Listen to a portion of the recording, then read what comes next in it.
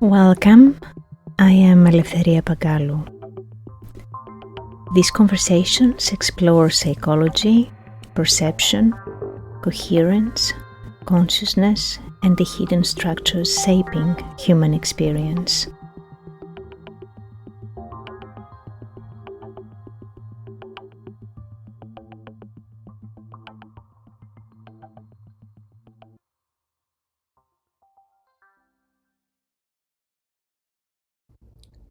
Before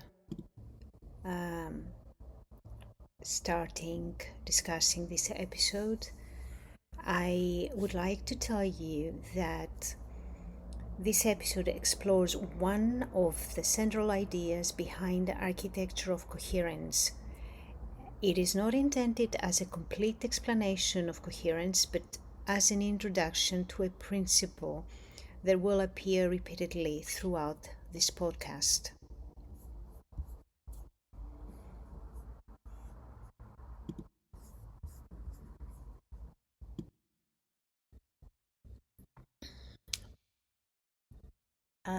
This episode will be about the very topic center of the podcast and in the heart of my work, which is coherence.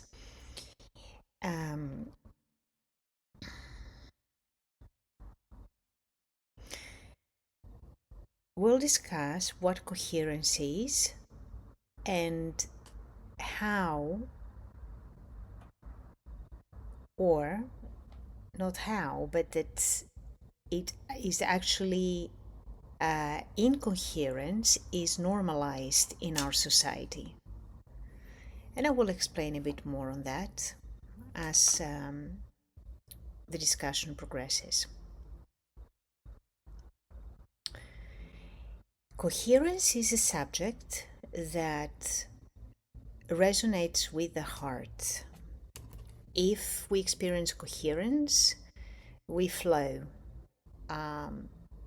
Things are smooth, our nervous system is in alignment, is at peace. Our parasympathetic nervous system kicks in because of relaxation. We are not in a threatening environment, so we can relax, we can feel safe. So, what is coherence, one might ask, and why everything I do evolves around it? Coherence is very important for me because it brings us back to alignment, back to our center. It is our core values and essence emitting around us, creating peace, coherence. It is the alignment between different faculties we carry as human beings. Although it's not only valid for humanity, it's also valid for different levels of realities, and including energy, spirituality, and beings living in different dimensions. Although their coherence is a bit different than ours. Saying this, I'm closing it here, we keep it, and we revisit it. Back to our coherence. When we feel coherent, we have the chance to experience alignment with different realities as well. So this is a central piece that allow us to bring in different frequencies and gives us the possibility to create unity. So let me give you an example. I am thinking of one thing that resonates strongly with my belief and my core values. And then I act according to my values, according to that belief, according to my thinking, my idea. So here we can see coherence. I do what I think. And another example would be, I think about something and I speak that something. I'm not saying something else. So here we see coherence between what I think and what I say. So thinking in alignment with our voice creates aligned speaking. It does not mean that what we're saying is true, but we are being coherent with ourselves. So I'm making a separation here because this will help us later on see what's happening at a societal level. So the starting point is realizing, what am I thinking? What do I believe? And then what do I say? Or why did I say that which was in opposition to what I think? So I was being incoherent at this moment. Or how did I act? Did I act according to my values, according to my beliefs, or I was being incoherent in that moment? So we also separate incoherent momentary acts from general incoherence. You might say that person, generally speaking, is incoherent. They say one thing and they do another, and that is a general trait. Or we might say that person is saying the truth, but in this specific moment, something happened, and I don't know, it was being incoherent. Incoherence shows some type of misunderstanding and conflict that may happen either internally or between our internal space and our environment. It can also mean incongruence in relation to our understanding, what comes to our conscious mind, our understanding of ourselves and our values, and where are our values coming from? Have you evaluated our values, or we are holding them as a system that was inherited or passed down to us and we haven't questioned ever?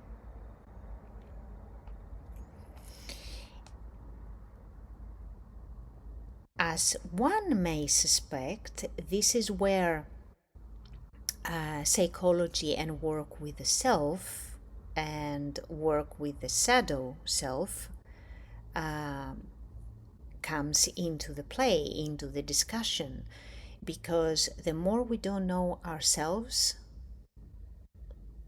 the more we don't understand the free will concept.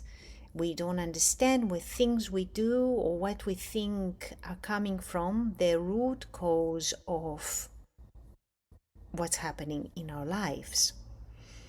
So here we see that coherence becomes a subject that relates to us, ourselves, our very essence, and our relationship with ourselves and the external environment, where structures come into play, where our daily life and routine is framed, where our relationships come along to play the ball, where our work environment and our relationship with work is defined and comes into play, where friendships, community, society, culture, international community come into play. So there is a starting point. We have many parameters that connect to the concept of coherence, and then we have rays of coherence spreading across different faculties and from us internally to the outside world. From us as individuals to us as entity, as the collective.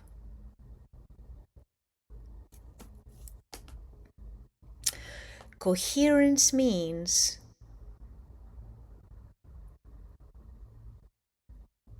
we manage to bring things into a specific frequency and allow them to resonate with this frequency, so they all reply to this specific frequency. So in the example I gave you, if you have a thought and each thought represents a reality and it has an energy and it resonates in a very specific frequency, you take this frequency and the word you're going to use or the action you're going to act relating to this thought, they need to match the same frequency. That creates coherence.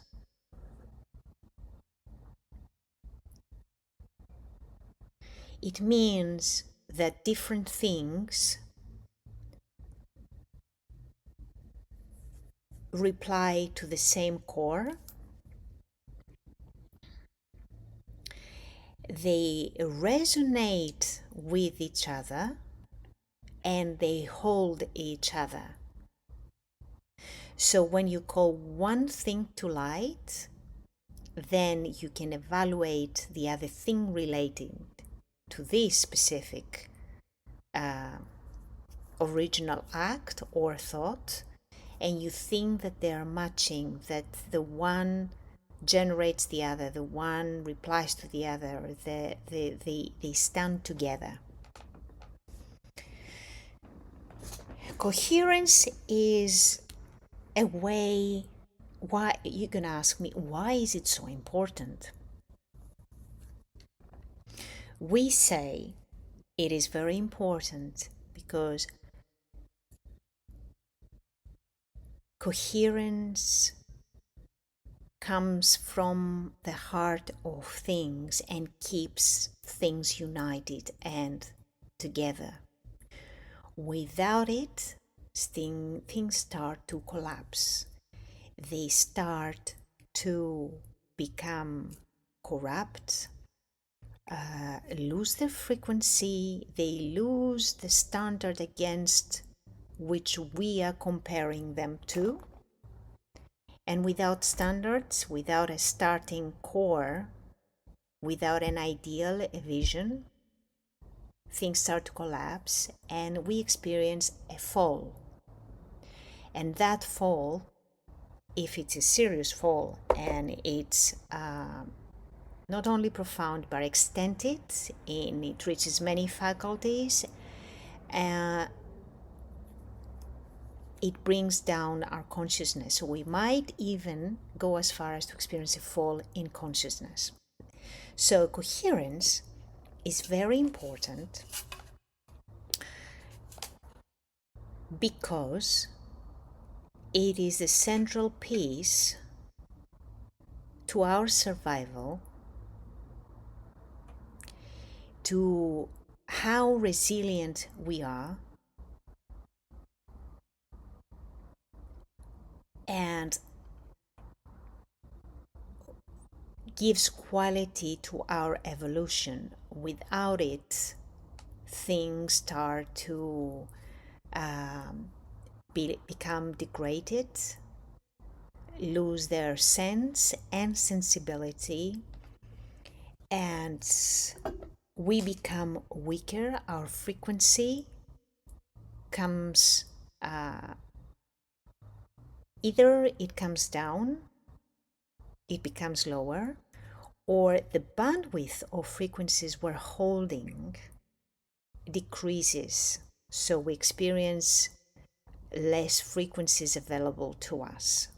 So our field decreases in size, our reality starts to collapse to just express the field we are holding, which is less of what would be ideal for us.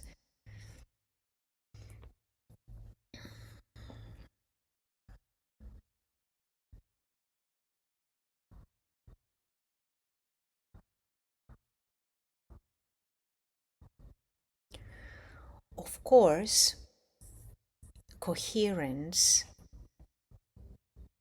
is, I would dare to compare it with and call it a mother, is the mother of things that holds them together, nurtures them, directs them. So we can even say that is a mother and a father because it holds the core, the directive operational mode, the nurturing element, because it feeds and it demands that you respect that field.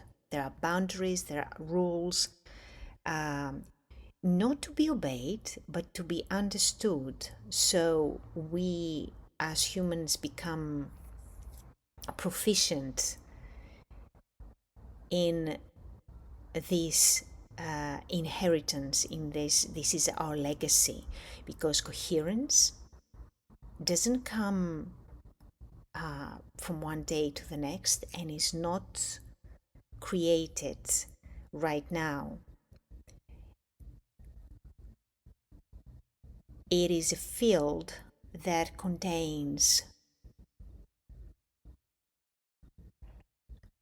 different generations, different energies, different realities, different dimensions, because it's holding physical reality, emotional reality, energetic reality, spiritual reality.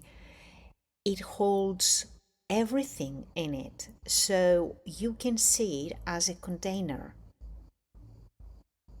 that holds different pieces of an equation together, and it gives life. It gives life, it generates life, and it demands structure and respect. Coherence is a field then. It's a field that even someone who doesn't understand what it is, where it's coming from, which are the parts that make it, is exposed to by birth. When you're born, you come into a very specific reality that contains different energies or specific energies, and you bring in your energy. I won't complicate things a lot here, but I want you to know that you bring in a specific field when you're born, and that field comes into the field of the environment you're born into. And there needs to be some coherence and between the two fields, and here we see a co-creation, things that shift to fit the new field, and the field of the newborn shifting to fit the field of the environment that was born into.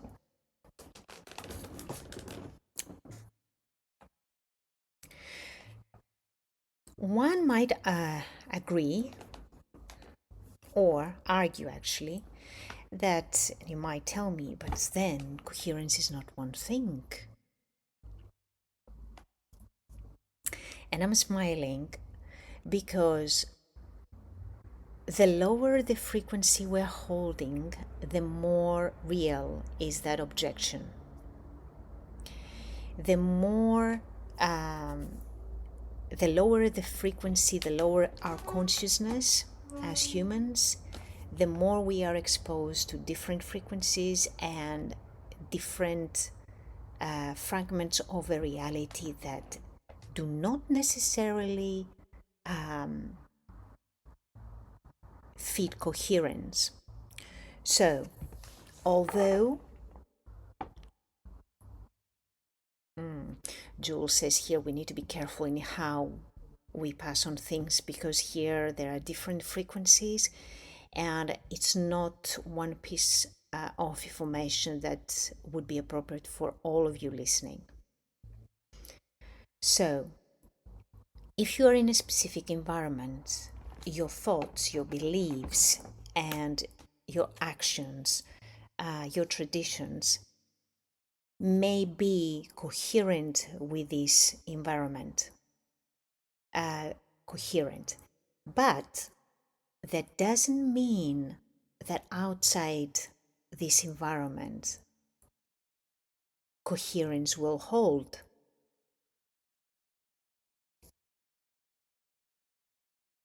Here we would have to separate and only do that in the name of making sense of what we're talking about, that we have lower coherence and higher coherence.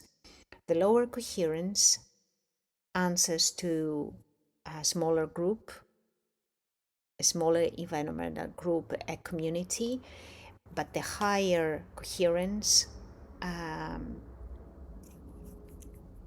answers and holds higher truths which are more universal, because it is aware of different systems when they meet and what is the higher truth of realities. And sometimes no single reality is the truth. Sometimes what we experience and we think it's true and it is valid is a fragment of a higher reality that we are not yet ready to acknowledge evidence, or we are completely unaware of. So in that respect we are limited because we don't know. And this is why people that are coming from a very specific unit, traditions, that the extent they meet with the broader environment, they come to terms with their values and their traditions, because they have to think what is theirs, what is not, what different realities, like different cultures hold, what is the truth of this other culture, and how what they already know holds in relation to what they meet now. So they have to reevaluate their code, their values, and during this period they might become very incoherent, because they will be experiencing conflict, internal conflict, that is triggered by outside factors. And they might actually go through identity crisis even. So there are some people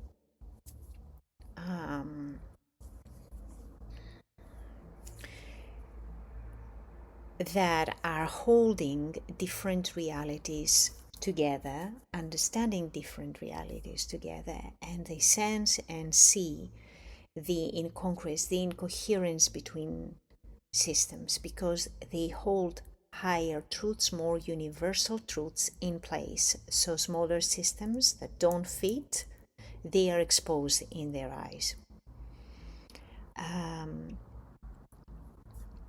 And here I'm asked to share with you that I'm one of these people. very early on in my life, I would find myself wondering how um, different people and different structures were in conflict, or think they are in congruence, where actually what they suggested or held was in conflict and incongruent and incoherent. So obviously, because I was unaware about where I was coming from and what I was able to see, to detect,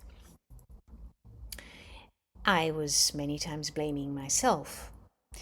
But the very systems that were held in place, from schools, activities, friendships, people, family members, um, continuously gave me this experience that there was incongruence in place, and people could not hold coherence at each given moment, because they would lose it within their daily um, duties and responsibilities. And either the structures held in place, schools or the university or whatever the structure was at the time, was creating incoherence, in that they were saying one thing, teaching one thing, then in application different things were coming across, many limitations. And as a psychologist, and eventually later on a psychologist in the field, I came to realize these incompatibilities, incoherencies, and start to address them. Because any individual or any environment that lives and temporarily thrives into incoherence is eventually meant to collapse. Fragmented realities cannot sustain themselves for long. This is, I can say, it's like a rule in of nature.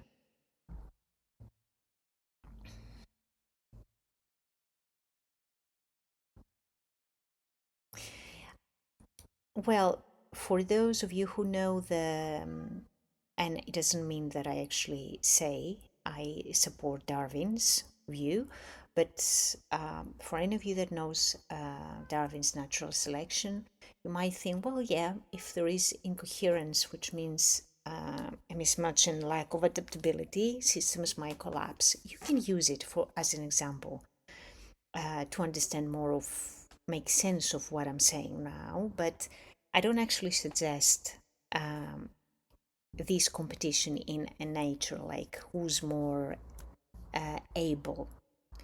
What we see here is that systems, the individual evolves, things change, the energies we are exposed to change, and we are supposed to evolve to adapt. And I don't use the word adaptation as equal to compromising. These are two different things. What I mean with adaptation is things change, and we need to be able to make sense of any current reality and see where we stand and find our balances as we evolve, and in relation to the environment outside of us. What is outside of us also has a meaning internally, because what we experience on the outside is what we actually carry inside. And when our internal evolution is more progressed or advanced than the outside reality, then we experience incoherence, like a mismatch. And we are always trying to find ways to see how we can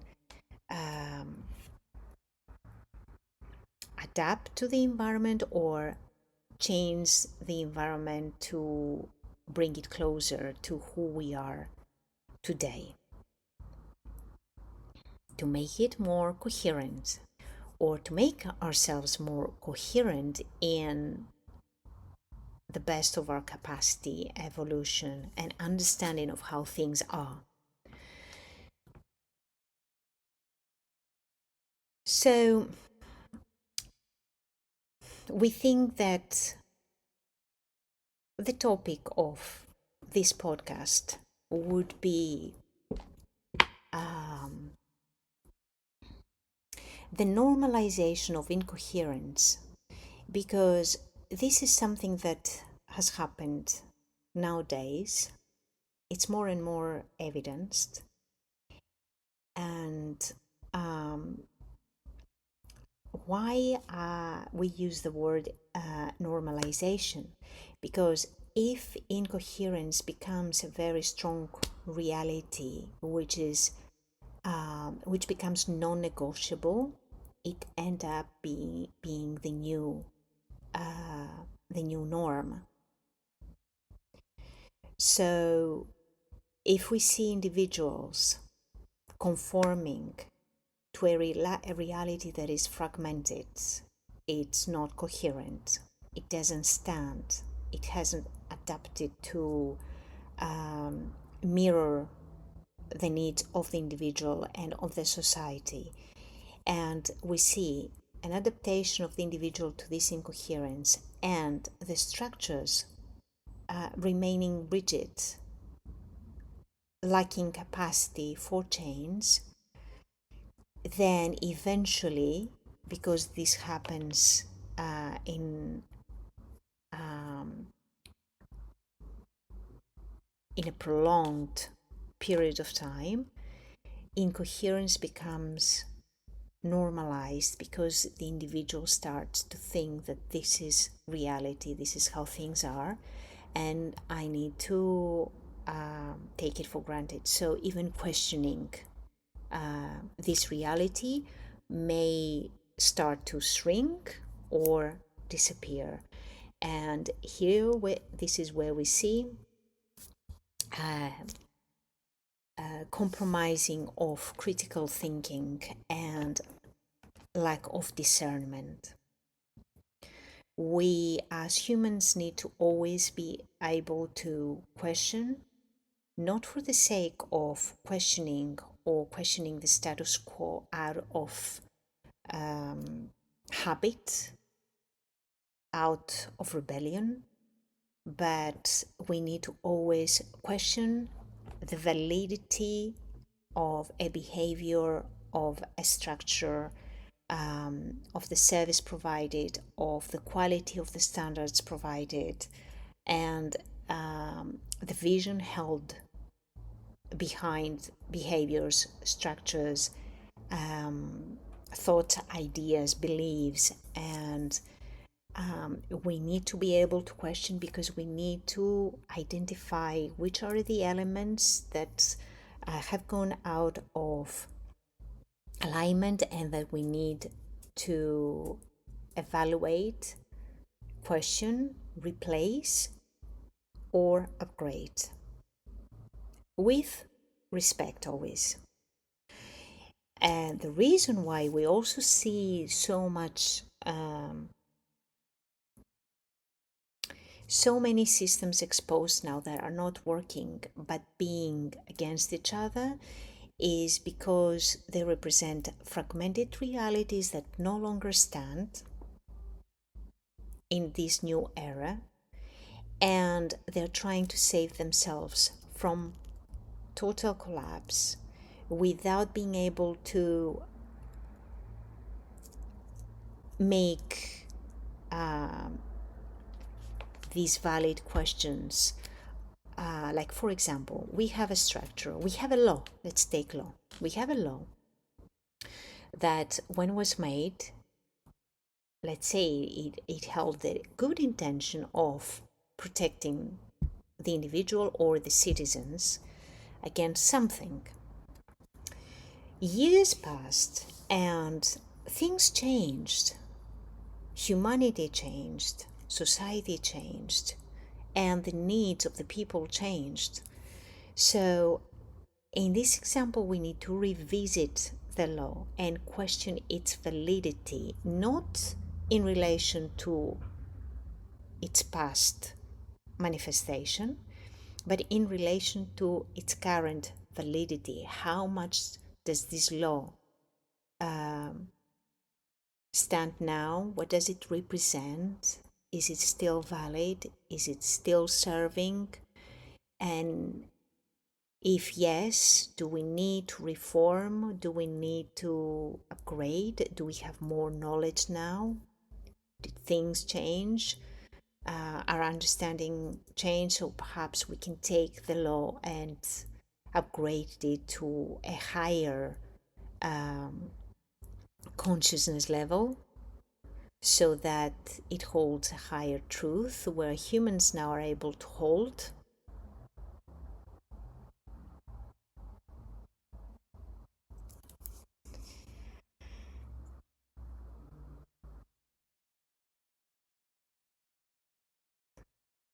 So we went around and exposed different things around the topic of coherence. And coherence is central to my type of work because this is the starting point. It might look like it's being the final destination where we want things to come together and come in perfect resonance and coherence. But actually, this is a learning environment where we are on Earth, and coherence might be the final destination, but it should be the vision and the principal element in whatever we do and whatever we create. My whole world and work in whatever work I do, whether it's called podcast, a course, healing, psychotherapy, physical training, movement, whatever I do, is bringing things back to coherence. I prefer coherence rather than saying equilibrium, because equilibrium might mean something which is fixed. So somebody is going to evolve and you're calling them back to in order to hold the equilibrium, and this is not what I mean. The coherence might be a new entity that brings together new elements and more alignment each time. So it's not a final destination in that it's a fixed thing. We evolve, and coherence is there to hold that new frequency of evolution together for us, because coherence is a higher principle than we are able to hold, understand, and integrate at each given moment. So rather than stating that this is the final destination, I would call it the leading force. Is the mother and the father the generator and the bringing things together element, frequency, field? And I hope that this podcast can bring you some more alignment, some peace in your nervous system, and opening to something higher than yourself,